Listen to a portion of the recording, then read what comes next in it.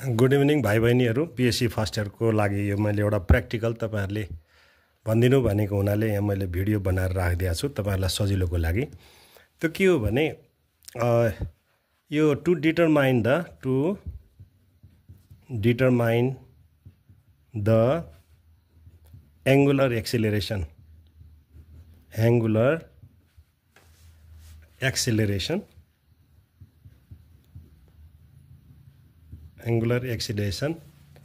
of a flywheel है।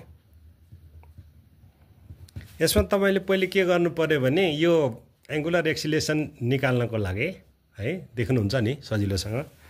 पहिला त यो हाम्रो फिजिक्स ल्याब त्रिचन्द्र क्याम्पसमा भएको यस्तो खालको एउटा फ्लाइवेल छ है। यो मास डिस्ट्रिब्युसन यस्तो छ अनि यहाँबाट चाहिँ हामीले यसरी राख्दियौँ। यो तपाईको यस्तो पार्ट भयो अनि यहाँबाट यो यतापट्टि गयो है। अनि यहाँबाट चाहिँ हामीले यसलाई राख्दाखेरि यो एक्सल जुन छ बिँड, यसलाई चाहिँ हामीले धागोले वरिपरिबाट बेरेर यसरी राख्न सक्छौँ।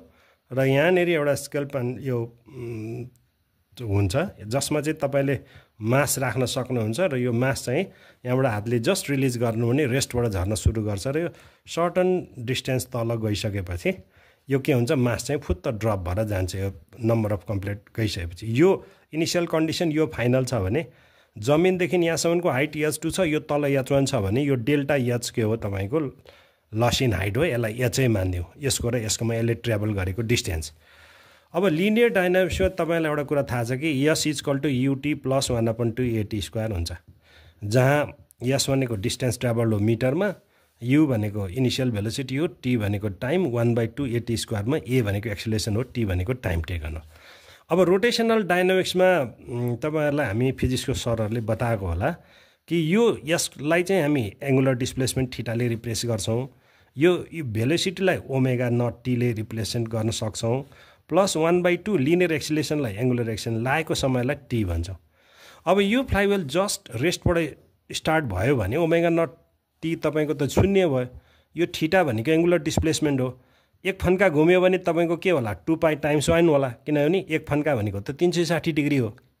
यहाँहरु सबैलाई थाहा भएको कुरा हो कि 180 डिग्रीले पाइ रेडियन रिप्रेजेन्ट गर्छ भने 101 कम्प्लिट गयो भने त 360 जान्छ। त्यो भनेको त 2π रेडियन हो एक फन्का घुम्दा है। अब दुई फन्का घुम्यो भने त 2π प्लस 2π भनेको त 4π भयो नि, 360 को डबल भयो, 720 डिग्री होला हैन। अथवा n नम्बर अफ फन्का चाहिँ यो फ्लाइवेल घुम्यो भने 2πn गर्नु पर्यो रेडियनमा हैन। यो चाहिँ के हो, एङ्गुलर डिस्प्लेसमेन्ट भयो त्यसको।